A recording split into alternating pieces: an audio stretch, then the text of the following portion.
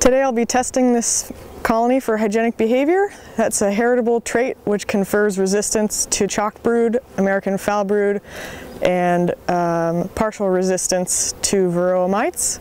And what we're going to be doing is finding an appropriate brood frame and freeze killing 150 cells of pupae with liquid nitrogen, counting any empty cells, returning that frame to the colony, and 24 hours later checking how many freeze-killed pupae the colony has uncapped and removed. And from that number, we'll be able to determine how hygienic this colony is. So the first step is to find a brood frame of the appropriate age. And we're looking for a frame that has a nice brood pattern as well. We want as much capped brood as possible. So this is a really nice frame based on the brood pattern. And now we just have to check the age of the pupae. So to do that, we'll uncap a few cells and we'll just check to see that the pupae beneath aren't too old, meaning they're at the purple-eyed stage and no later, so they're not towards the uncapping stage.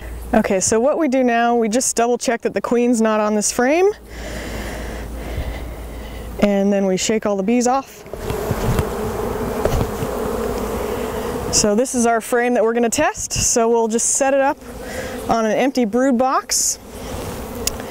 And we'll get our PVC tube. This is 80 millimeter irrigation pipe that can be filled with 300 milliliters of liquid nitrogen. So we're going to screw that PVC tube into the brood up to the midrib.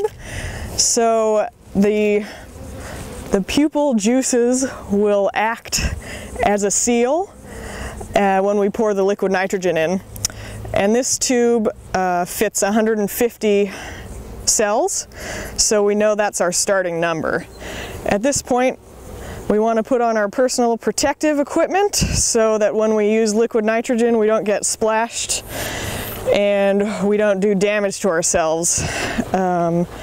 Liquid nitrogen can cause frostbite-like conditions, so it's a serious risk, and you want to wear appropriate PPE. So we're going to pour it into this cup, and I've marked a level so that you know when to stop filling it at 300 milliliters. So I'm going to pour it in, and then I'm going to pour it into the tube.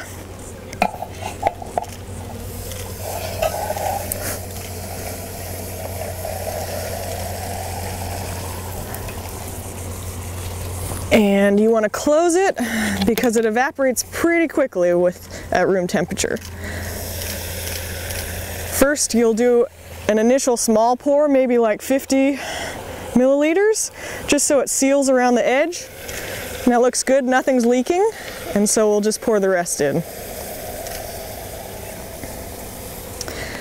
At this point, you'd be moving on to your next colony and finding the appropriate brood frame, and because it takes a while for this liquid nitrogen to evaporate, and I can take off my gloves because I'm not pouring the liquid nitrogen anymore. So now the brood in the pipe is being freeze killed, and we just have to wait for that to evaporate.